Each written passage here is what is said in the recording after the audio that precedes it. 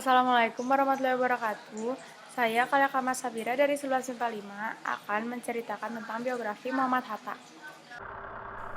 Muhammad Hatta yang populer sebagai Bung Hatta lahir dengan nama Muhammad Attar pada tanggal 12 Agustus tahun 1902 di Bukit Tinggi.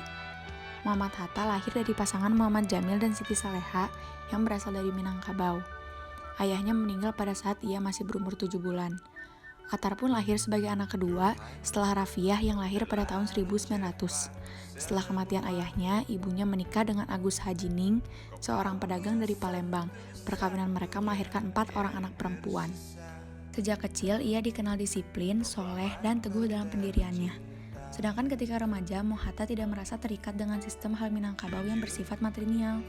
Ia pun dibebaskan untuk meluaskan wawasan melampaui tempat asalnya. Hal ini diketahui dan diperkuat oleh pengalamannya sebagai pemuda, dimulai ketika ia bersekolah di Europers Lager School tahun 1913 dan lulus tahun 1916.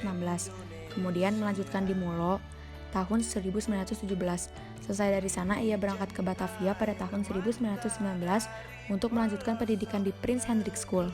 Tahun 1921, ia berangkat ke Rotterdam untuk kembali bisnis di Universitas Erasmus. Masa studinya di Belanda menjadi awal mula dari perkembangan intelektual Hatta yang sangat pesat, sekaligus membuka mata Hatta untuk memenuhi panggilan dirinya dalam memperjuangkan hak kemerdekaan Hindia Belanda.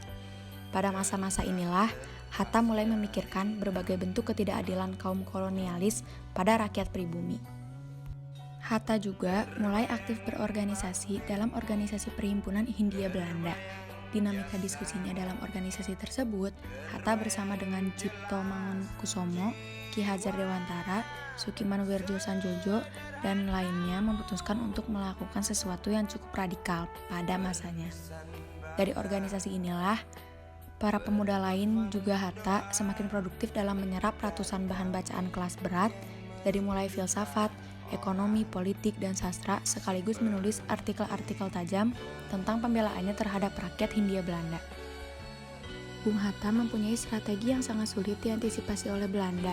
Maka dari itu, berkat keahlian dan strateginya, pada tahun 1949, Belanda menyerahkan kedaulatan Republik Indonesia di Konferensi Meja Bundar, juga menyerahkan Irian Barat di tahun berikutnya. Ia dan Soekarno memainkan peranan sentral dalam perjuangan kemerdekaan Indonesia, sekaligus memproklamirkannya pada 17 Agustus tahun 1945. Muhammad Hatta menjadi wakil presiden pertama Republik Indonesia yang presidennya adalah Soekarno. Sebagai wakil presiden, ia menunjukkan peran besar dalam pengambilan keputusan dengan mengeluarkan beberapa produk hukum. Tonggak politik Muhammad Hatta adalah perannya dalam mengubah demokrasi presidensial menjadi demokrasi parlementer. Namun, pada tahun 1956, ia mundur dari jabatan wakil presiden karena berselisih dengan Presiden Soekarno. Beliau ditetapkan menjadi pahlawan nasional Indonesia pada tanggal 23 Oktober 1986. Namanya bersanding dengan Soekarno sebagai Dwi Tunggal dan disematkan pada Bandar Udara Soekarno-Hatta.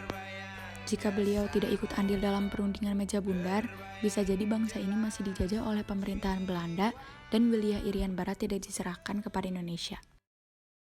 Sekian dari saya, mohon maaf bila ada salah kata. Wassalamualaikum warahmatullahi wabarakatuh.